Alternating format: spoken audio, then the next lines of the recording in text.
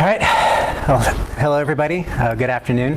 As Marco said, I'm Ian Crandell, and I will be talking about, again, another non-technical piece, but something that I think at least is as exciting as the amazing research that's going on in the department, and that's the LISA 2020 initiative. So first, I'll talk about what LISA is a little bit, in case some of you aren't familiar with LISA, and sort of illustrate what it's about through what I've done in it. Then I'll talk about LISA 2020, what it is and what it purports to do. Then I'll introduce sort of the protagonist of my story, Olawale Awe, who is the first LISA 2020 fellow, but I'll get more into that later. And then I'll talk about the particular branch of LISA 2020 I'm most closely involved with, which is going to be the, I guess, the initiative of it in Nigeria. So let's get started. So Stephen did an excellent job of giving a summary of what LISA is, so this section will be a little bit abbreviated, but I'll give a brief history of LISA first. So we have the acronym.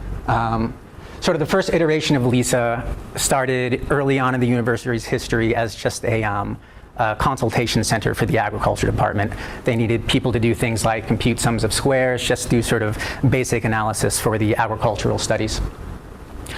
In the current iteration of LISA, as a collaboration laboratory instead of just a bunch of statistical consultants, was started by Dr. Eric Vance in 2008.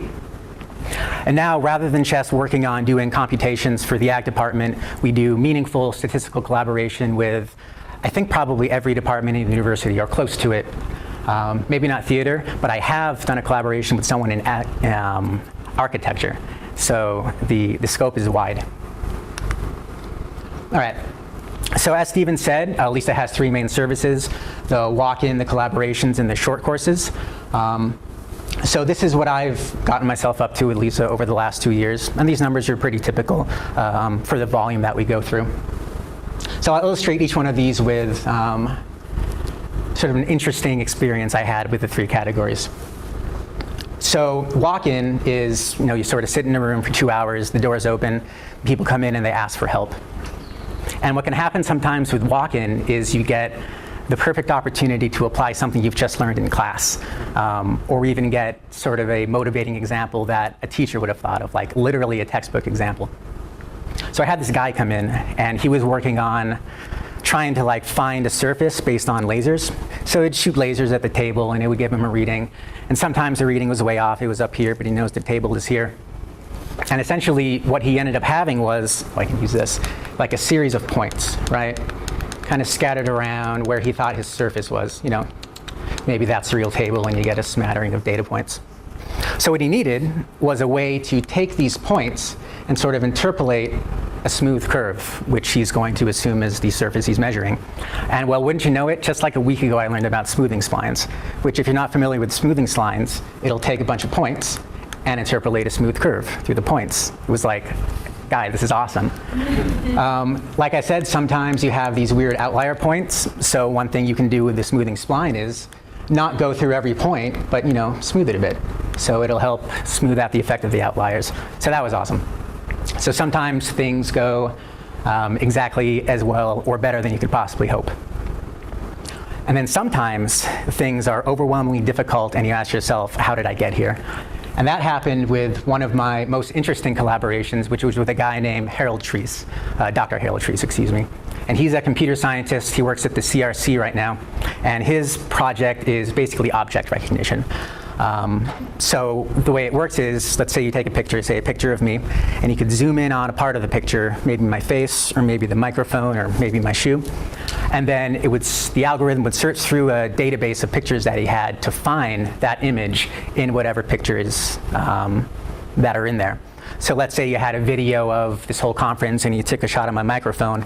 This algorithm would go through and pick out all the pictures of people that have microphones. I mean, the way it worked was absolutely fantastic. It was incredibly accurate. It did principal component decomposition on the image itself, on the sort of spatial derivative of the image, of the grayscale of it, of the red, green, blue. It was so much. He'd worked for years and years and years on it. And here I am sitting, a graduate student with not much background in computer science, thinking, how am I going to help this guy? This is insane. So I did manage to tell him it was me and Zhubao was the associate collaborator, and we did manage to tell him some informative things, and I think we did manage to help him a bit, but Absolutely amazing project. So then the short courses, these are exactly what they sound like. 2 hours, we teach non-statisticians about something. What I focus on is the R programming language. So I've done the graphics component, basic inference. And a really cool thing about Lisa is that if you display initiative, they'll let you run with it. So I sort of wanted to teach a class on the bootstrap and structural equation modeling, because it had been coming up a lot, and I wanted to learn about it and maybe help some other people out with it. So they gave me the leeway to write my own course and teach it all on my own initiative, and it was an absolutely wonderful learning experience. Probably wasn't the best class I've taught, but it was, again, a great experience.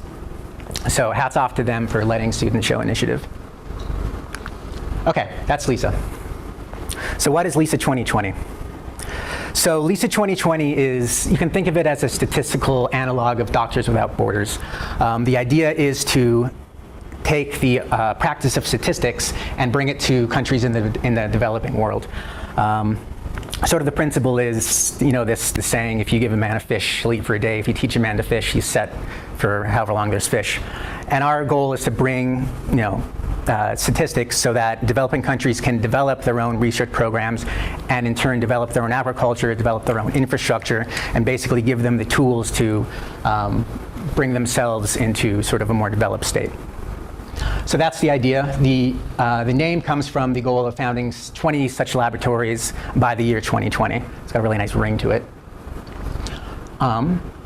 So one way we're starting this is by having Lisa Fellows come from other universities to learn how we do collaboration in Lisa and to bring those practices back to their home university.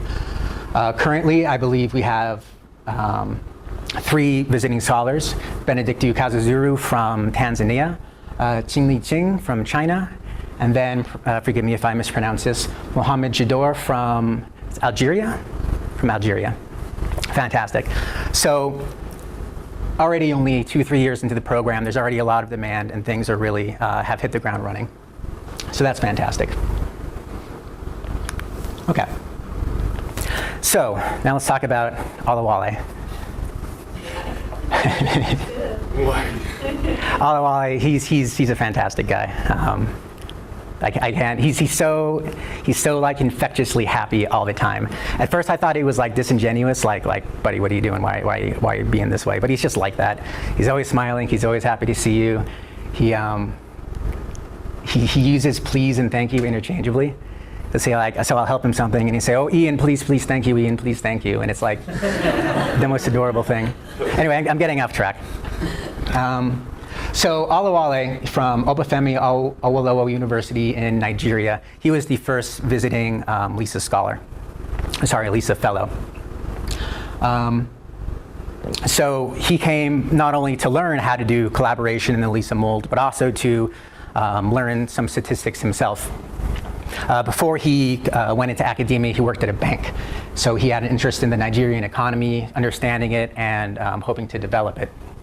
So he came with a data set of macroeconomic data from Nigeria, I think 8 or so variables over 50 years. And in his fashion, he went around the department introducing himself, seeing who wanted to work with him, seeing what sort of friends he could make. So initially, he approached me to help him just with some R stuff, load your data into R and do a histogram, just basic stuff like that. And I thought that was going to be the end of it. So I'm more than willing. I love R. I'm more than willing to help out people in R. So I was doing that. A little bit later, he ran into my advisor, Scotland Lehman, and they started talking about what to do with the data. One day I was walking down the hall and I see the two of them in Lehman's office. So I swing by and say, hey, I know this guy, I know that guy, what can I do here? So that kicked this whole thing off. That was about a year ago, and we have now this paper in the works, time-varying parameter state space model for the Nigerian economy. Basically a application of Bayesian dynamic linear models to the Nigerian economy. I didn't know anything about this topic going into it. He knew even less. So it was it was a fun learning experience for the two of us. A lot of hard work, a lot of blood, sweat, and tears. But right now, I believe it's sitting on Dr. Lehman's desk waiting for a final review, and then we'll send it off. So probably another few months. All right. Cool. So I think September 9th, about a month ago at this point. Alawale's stay here ended, and he flew back home to Nigeria. So one downside with a lot of sort of programs that purport to help developing countries is that they'll sort of, fire and forget. They'll help out once and then leave the country to their own devices. But that's not how we do things, at least at 2020. So after our visiting scholars go home, we realize that it's important to maintain the relationship and to keep building the laboratory in the developing country. So in that vein, Alawale returned to OAU. When he arrived there, they had a room for him. They were happy to see him again. They said, Alawale, what are you going to call it? Because we got a sign maker on the phone. He's going to make you a sign. So there's support from his department at the university. He already has, at the time I made these slides, it was about a dozen, but at this point it's probably more, collaborators from other departments that wanted the help, that craved the help. So there's definitely demand. So he has the support of the department, he has the demand from the rest of the university. This is going to be a very exciting and promising development. So in January, Dr. Vance and I are going to fly out to Nigeria, to Ile-Ife. We're going to tour for maybe a week or so, talk to department heads, get a lay of the land, and then I'm going to stay there for 6 months after to develop the program, get training programs coming together, start doing like the short courses, get a walk-in type thing, basically make a little Lisa clone in Nigeria. So that's what I'm going to be up to next year.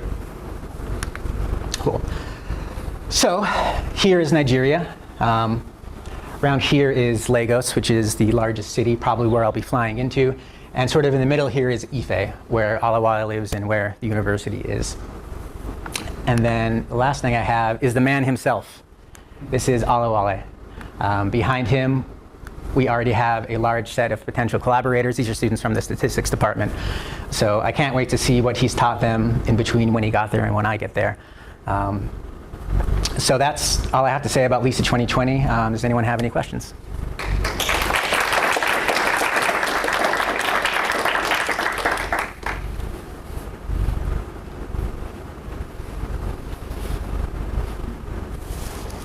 Well, I am here to study how the LISA works. I have a problem. Data from the survey of health from the Institute of National Health in Nigeria, with more than 4,000 individuals and 312 variables. And the problem is to find the determinant of the health by using Bayesian network. So within these 2 weeks, we can find 1 or 2 persons to help me how to handle this problem. That will be a good thing for me. I have students working on that also, and I hope to put other students on that one. And if it's possible, my students might also maybe come here to study with you here on that problem and things like that. Voilà. Is it possible? Sure. Yeah, that would be wonderful. Yeah, one thing, so since Alawale was the first fellow, there's sort of a lot about doing this that we don't know about. It's our first time, we're learning as we go. One thing we learned was, we have a reason for bringing the scholars, which is to spread LISA 2020. Generally, they're probably going to have reasons for coming here to learn the statistics, to learn the methods. So one of the things we hope to develop is maybe greater outreach with the rest of the department. It worked out great in Alawale's case because he's very, very outgoing and affable, and he just talks to everyone, so he was able to find his own way. But for the future, we definitely want to have more of a more outreach in this vein to get people that can work on the sorts of problems that we're going to be receiving from our visiting scholars. So, any other questions? Yeah.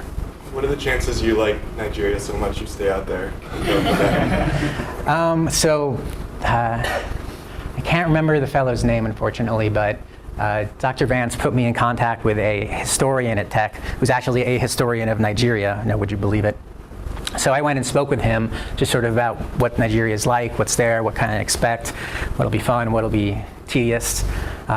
So he mentioned some really lovely things about Nigeria. One, the food there is really, really, really spicy, and I love spicy food. When I cook for myself, the kinds of foods I naturally make lined up with what he said is in Nigeria. You know, rice with meat and vegetables and a lot of peppers, and it's hot, and it's great. So that's going to be exciting. Money goes a long way, right? The American dollar. You can get a liter of beer for like 60 cents. That's going to be fun. This is going to be the first time I've left the country, so I'm expecting some culture shock.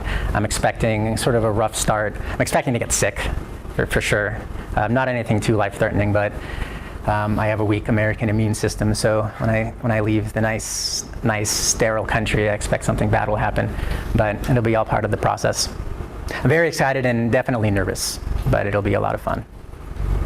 That's going to be my question. Are you nervous? Oh, yeah, you would be foolish not to be nervous.